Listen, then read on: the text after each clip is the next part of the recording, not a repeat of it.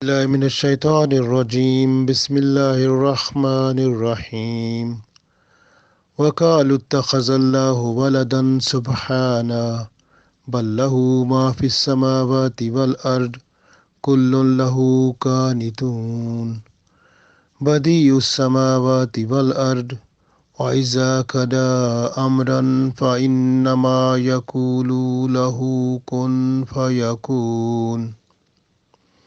عزیز دوستو، السلام علیکم ورحمۃ اللہ وبرکاتہ۔ آپ کے سامنے سورہ بقرہ کی آیت نمبر 116 اور 117 تلاوت کی ہے۔ اللہ تعالیٰ ان آیات میں ارشاد فرماتا ہے، وَقَالُوا اتَّخَذَ اللَّهُ وَلَدًا۔ قالو سے مراد یعنی اللہ فرماتا ہے وقالو، اور انہوں نے کہا۔ کن لوگوں نے؟ وہ جو یہودی، عیسائی اور مشرکین، یعنی یہ ہم جو کہ پچھلے اندازے سے ہم نے یہاں بتایا ہے، کیونکہ قرآن پاک قیامت تک کے لیے ہے۔ اب یہ قالو سے مراد ایسا بندہ جو اللہ کے ساتھ کوئی شریک بنائے گا، اللہ کی اولاد بتائے گا، تو وہ بھی اس میں شامل ہوتا رہے گا۔ اس لیے یہ نام ہی ایسا ہے، یہ شروع بھی آیت ایسے لفظ سے ہوئی ہے جو پوری کائنات، جب تک یہ کائنات موجود ہے، یعنی قیامت کے آنے سے پہلے تک، جو بھی بندہ اللہ کا شریک بنائے گا وہ اس آیت کے مطابق بہت بڑا ظالم ہوگا۔ الشرک ظلم عظیم، اس لیے شرک بہت بڑا ظلم ہے، تو وہ بھی بہت بڑا ظالم ہوگا۔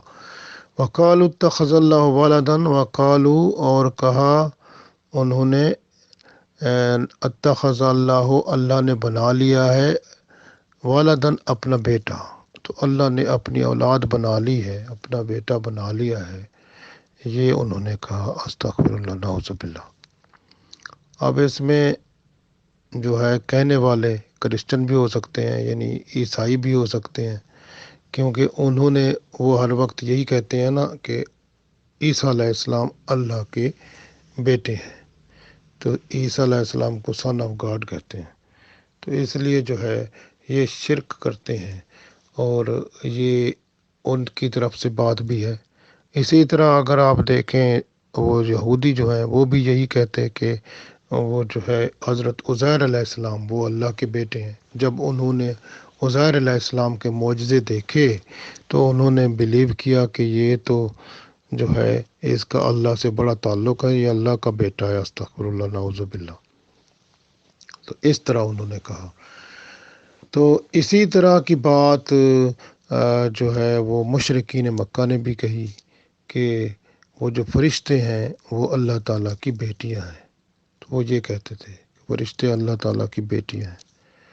تو یہ تینوں جو ہیں، جو تینوں نے ہی شرک کیا، اور یہ اللہ تعالیٰ نے بتا دیا۔ وَقَالُوا اتَّخَذَ اللَّهُ وَلَدًا، اور انہوں نے کہا، یعنی کہ عیسائیوں نے، یہودیوں نے، یا پھر مشرکین نے، اتخذ اللہ ولدن، کہ اللہ تعالیٰ نے بنا لیا ہے، ولدن، اپنی اولاد بنا لی ہے، بیٹے بنا لیے ہیں، یا پھر وہ بیٹیاں بنا لی ہیں، جس کو وہ کہتے تھے مشرکین کے، اس طرح کی بات۔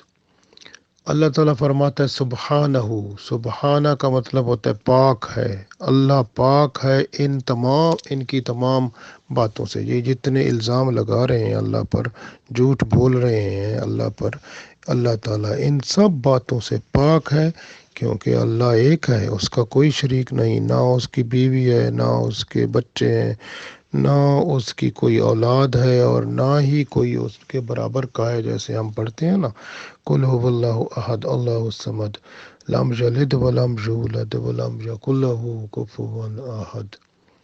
تو اب بل لہ ما فی السماوات والارض، بل لہ، بلکہ، لہو، اسی کے لیے، اللہ کے لیے، ما فی السماواتی، جو آسمانوں میں ہے، والارض، اور زمین میں ہے، سب اسی کا ہے۔ آسمان بھی اسی کے ہیں، زمین بھی اسی کی ہے، اور جو آسمان اور زمین میں رہنے والی مخلوق ہے وہ بھی اسی کی ہے۔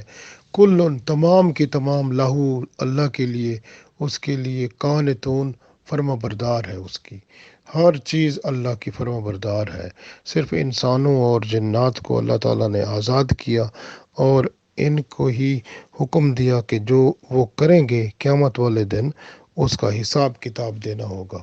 اس لیے باقی مخلوق سے حساب کتاب نہیں ہے، تو اس لیے وہ سب مخلوق اللہ تعالیٰ کی فرما برداری میں لگی ہوئی ہے سوائے انسان اور جنات کے۔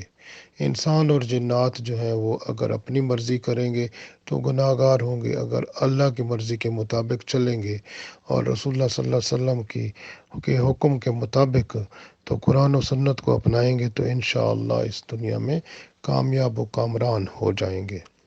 تو یہ اللہ تعالیٰ ارشاد فرماتا ہے کہ جو ہے وہ تمام کی تمام مخلوق کل لہو، تمام مخلوق جو ہے اللہ کی طرف قانتون، وہ بڑی ہی وہ فرما بردار ہے۔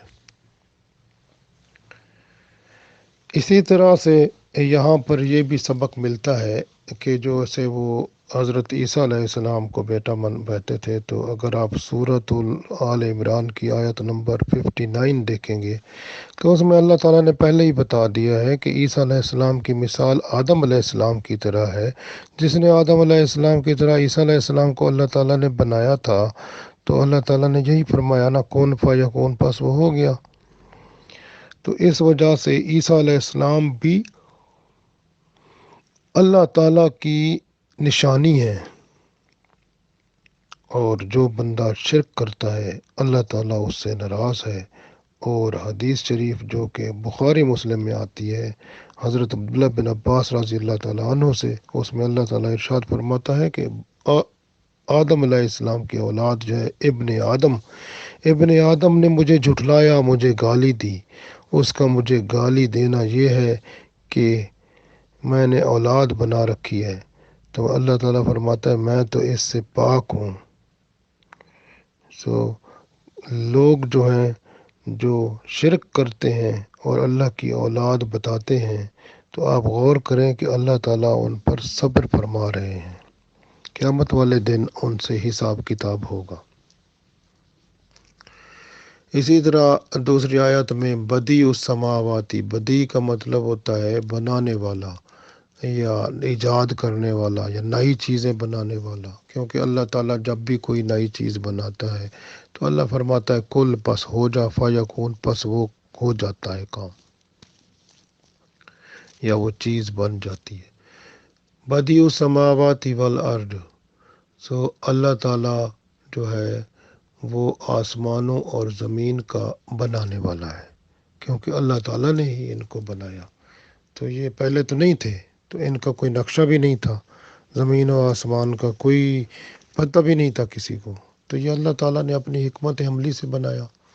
اللہ تعالیٰ کون فرماتا ہے فیکون، پس کام ہو جاتا ہے۔ تو اس لیے اللہ تعالیٰ نے فرمایا بدیع السماوات والارض، تو اللہ تعالیٰ جو ہے وہ آسمانوں اور زمین کو اللہ نے ہی بنایا، اور اسی کو بنانے والا وہی رب ہی ہے۔ وَإِذَا قَضَىٰ، اور جب اللہ تعالیٰ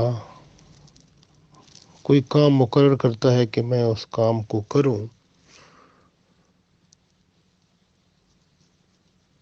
امرن یعنی کوئی کام، فَإِنَّمَا يَقُولُ، پس بے شک اللہ تعالیٰ فرماتا ہے، لہو اس کے لیے، کن ہو جا، فیکون پس وہ کام ہو جاتا ہے۔ تو یہ اللہ تعالیٰ کی صفت ہے کہ اللہ تعالیٰ سب چیز پر علی کل شیء قدیر ہے۔ اللہ تعالیٰ جو چاہے وہی کرتا ہے، کیونکہ مالک مختار وہی ہے۔ اس لیے ہمارا ایمان اس پر ہونا چاہیے، اور اللہ تعالیٰ جو چاہتا ہے وہ کرتا ہے، ہمیں وہ کرنا ہے جو اللہ چاہتا ہے اور جو رسول اللہ صلی اللہ علیہ وسلم نے ہمیں بتا دیا ہے، اسی سے ہی ہماری بھلائی ہے، اور اپنی طرف سے کچھ نہیں کرنا ہے، صرف کرنا ہے تو اللہ کے رسول صلی اللہ علیہ وسلم کے حکم کے مطابق کرنا ہے انشاءاللہ تعالی۔ تو اس لیے اللہ تعالیٰ نے فرمایا جب اللہ تعالیٰ چاہتا ہے تو کون فرماتا ہے تو کام ہو جاتا ہے۔ فَإِنَّمَا يَقُولُ لَهُ كُن فَيَكُونُ، پس اللہ تعالیٰ کن فرماتا ہے، فَيَكُونُ، پس وہ کام ہو جاتا ہے۔ تو یہ اللہ تعالیٰ کی رحمت ہے۔ اللہ تعالیٰ سے ہم دعا کرتے ہیں کہ اللہ تعالیٰ ہمیں دین و دنیا میں کامیاب و کامران فرمائے اور اپنی رحمت اور برکت نازل فرمائے، آمین۔